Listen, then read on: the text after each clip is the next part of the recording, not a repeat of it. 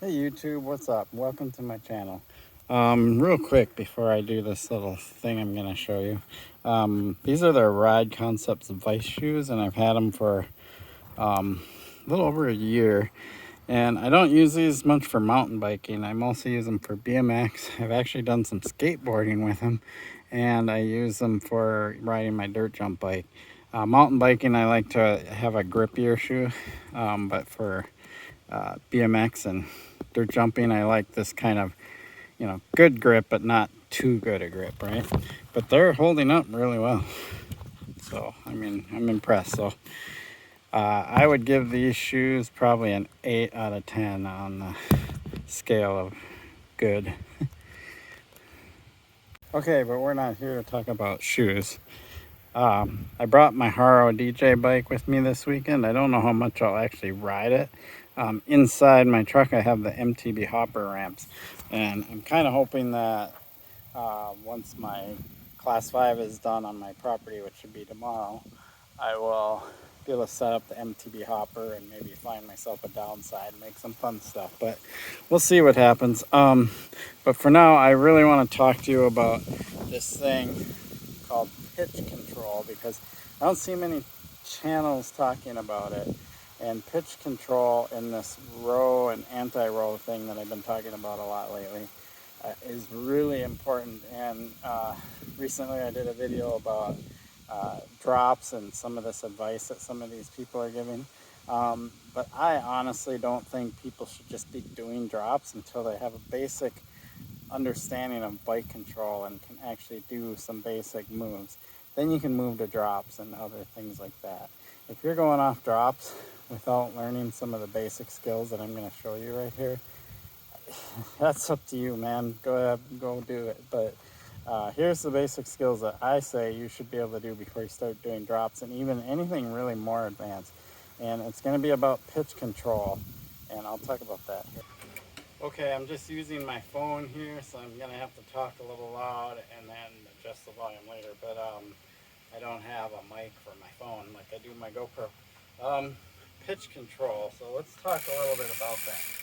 The first thing you need to know about pitch control is you can't do it when you're seated. If you're on the seat, basically when the bike goes forward, you're going to go forward. When the bike comes up, you're going to go back. So you got to get out of the saddle. That's rule number one when you're doing anything technical. Get out of the saddle, don't do it seated. Pitch control is knowing how to get the bike to angle like this, stay level, or angle like this. And you have full control over your bike doing this. So when I talk about drops, and I talk about lightly pulling on the front end, that's keeping the bike level as you go off the drop. And then you absorb with your legs and push down after the fact. You don't push down right away. You kind of fly off the drop and then angle yourself for the landing. In order to do that, you need to know some basic skills. I'll show you those here in a second. Okay, what I'm going to show you is me popping up the front wheel and me popping up the rear wheel. Popping up the front wheel is row, pulling with my arms, pushing with my legs. Popping up the rear wheel, pulling up with the legs, pushing forward with my arms. So watch this.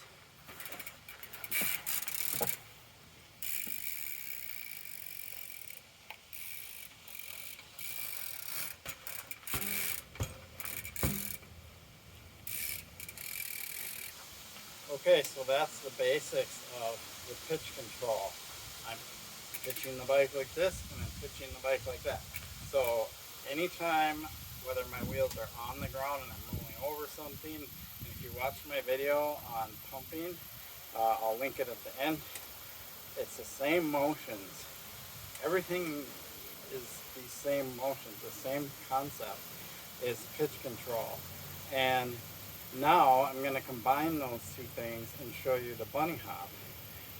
One of the things you'll notice when I bunny hop is I'll do the front wheel, then I'll pull up the back wheel, and then I'm going to actually keep the bike level and either land both wheels at the same time or rear wheel first.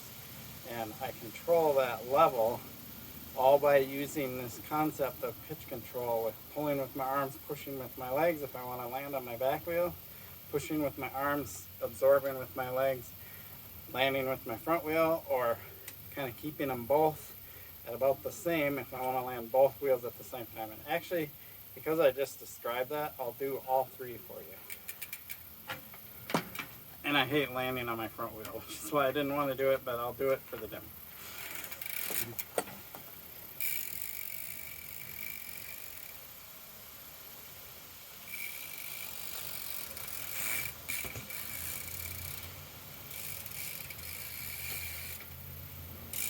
That's landing on the back wheel.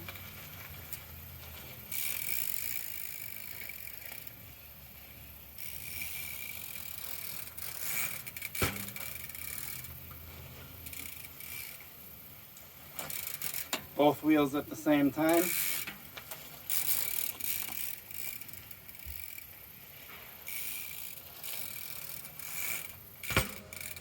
Ouch. And front wheel. I chose how I wanted to land. I controlled the bike. I made it either land back wheel, both wheels, or front wheel first by using my arms and legs. This concept is extremely essential for advanced riding. So if you're going off drops or going over jumps or doing those kinds of things and you don't understand how to angle the bike while you're in the air, you're just letting gravity take control. So this is why I want to talk a lot about safety and how to be a conscious and safe rider, because I think a lot of people are teaching like things you probably shouldn't be doing without having these prerequisite skills. And when people say, oh, but it's too hard, or I can't pull up my back wheel, or I can't pull up my front wheel, or I can't this, well, the reason you can't do it is because you're not out practicing it. If you practice it, you'll do it. You'll learn it eventually. And I have videos on just how to do it. Lifting the back wheel is challenging for a lot of people, but it's an essential skill to be able to do the proper bunny hop. And it's a skill that teaches you that push through whenever you're going over something, and it teaches you the nose dive when you want to land downside. So that's really all this video is about. I'm not going to go into details with how to do those things because I have videos. Did a few last year, and I did some drop videos this year. I'll link them in the description, and you can watch those and learn these very basic skills. And I'm going to keep doing this and talk a little bit more about skills, and I'll even get into like skills while you're on the trail and things like that. But get yourself in a nice grassy area and work on this stuff, and work on it a lot. It takes a while, and once you actually learn it, then it just becomes natural and you do it, and then you'll be riding the trail and all of a sudden you'll find yourself being a lot smoother, just a lot better overall.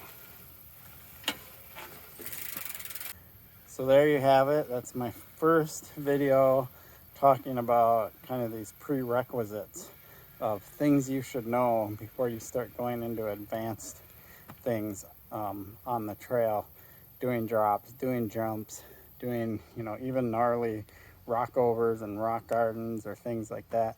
You really want to understand your body movement and pitch control. It's probably the most important skill. It's like if you can't just do even the basic bunny hop, you don't have to get high, you know. I think that's the other misnomer. Like if you just barely lift your front wheel and barely lift your back wheel and you barely learn the bunny hop, you're good. I mean, keep practicing, see if you can get a little higher or whatever, but you don't have to go big with these moves. You just need to understand, because once you're in the air, you're not fighting the ground, and you'll be able to control the bike a lot easier than you do when you're learning on the ground. But learning on the ground will definitely get you that essential skill you need. So anyway, really appreciate you supporting my channel. Please like and subscribe. Oh, and now I guess I'm supposed to say, this is Shad Life. Peace. It cracks me up every time I do it. Nice.